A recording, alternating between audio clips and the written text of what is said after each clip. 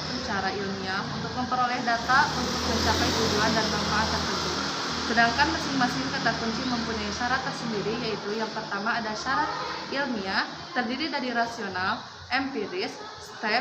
Yang kedua ada syarat data, terdiri dari objektif, valid, dan reliable. Yang ketiga ada syarat tujuan, terdiri dari penemuan, pembuktian, dan pengembangan. Yang keempat ada syarat keuntungan, terdiri dari pemahaman, pemecahan, dan pencegahan. MPA itu sendiri menyangkut beberapa metode, diantaranya pertama, metode kuantitatif terdiri dari deskriptif, terdiri dari satu variabel, komparatif terdiri dari dua variabel, yaitu satu dependen dan tiga independen. Asosiatif terdiri dari dua variabel, yaitu satu dependen dan satu independen. Yang kedua ada metode kualitatif terdiri dari deskriptif, komparatif, dan asosiatif. Jadi ada 4 pola yang akan dipelajari dalam metode penelitian administrasi. Jenis-jenis penelitian ini adalah sebagai berikut. Yang pertama ada tujuan. Penelitian murni bertujuan untuk menemukan teori baru dan modifikasi, landasan hukum, dan objek non-human. Penelitian terapan menguji teori yang sudah ada dan mengatasi masalah yang terjadi. Pendekatan meliputi yang pertama survei, menggunakan populasi untuk diambil sampelnya, dan yang kedua ex post facto, mengungkapkan sebab-sebab terjadi peristiwa, dan yang ketiga ada eksperimen, kualitatif, policy research, action research, history, dan evaluation. Selanjutnya ada paradigma atau tingkat eksplanasi, meliputi yang pertama deskriptif, menggambarkan apa adanya, yang kedua komparatif, penelitian yang mengungkapkan perbedaan yang terjadi antar variabel penelitian atau antar kelompok sampel terhadap variabel penelitian. Dan selanjutnya ada asosiatif, yaitu alami atau normal, terjadi dengan sendirinya atau natural, interaksi, kualitas. Selanjutnya ada jenis-jenis data, yaitu kuantitatif, kualitatif, dan kombinasi. Dalam penelitian yang harus diperhatikan adalah benang merah. Sejak perumusan judul skripsi sampai dengan kesimpulan. Komponen yang dapat mempengaruhi efektivitas yaitu kompetensi, yaitu value yang paling berpengaruh. Selanjutnya ada metode kerja, meliputi SDM, teknologi, keuangan, kepemimpinan. Selanjutnya ada karakteristik, meliputi 2 faktor.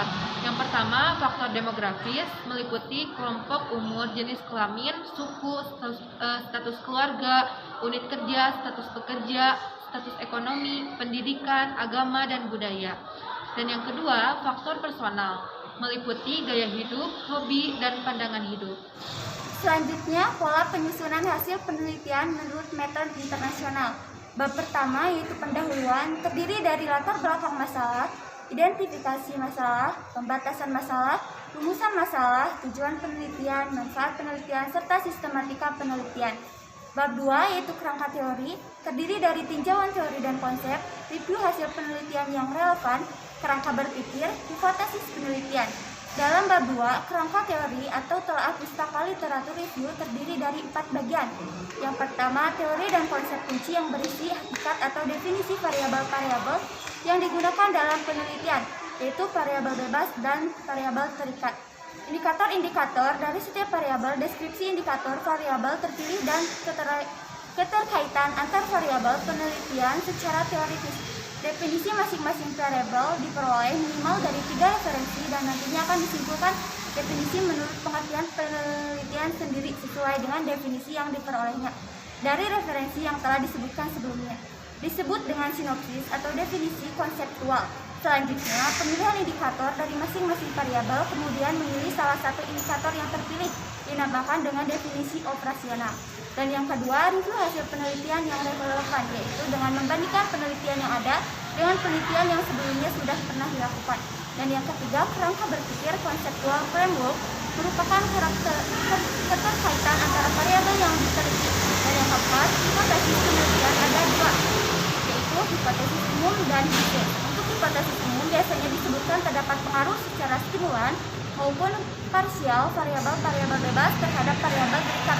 Sedangkan hipotesis khusus akan disebutkan hanya pengaruh variabel bebas pertama terhadap variabel terikat atau variabel bebas kedua terhadap variabel terikat.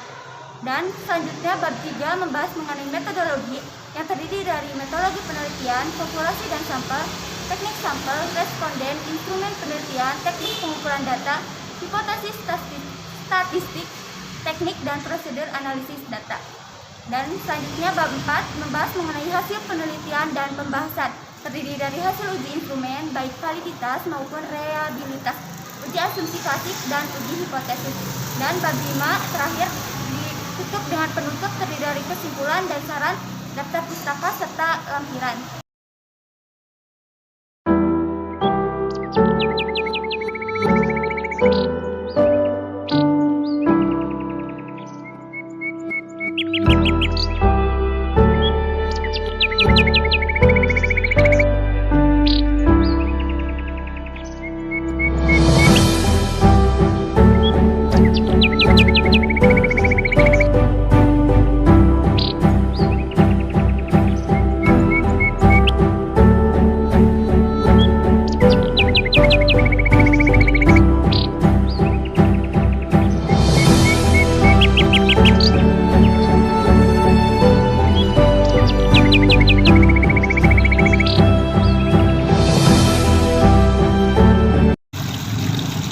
Bismillahirrahmanirrahim. Assalamualaikum warahmatullahi wabarakatuh.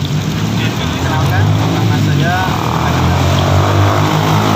Universitas Muhammadiyah Sukabumi sebagai Kepala Biro Administrasi Akademik dan Kemahasiswaan.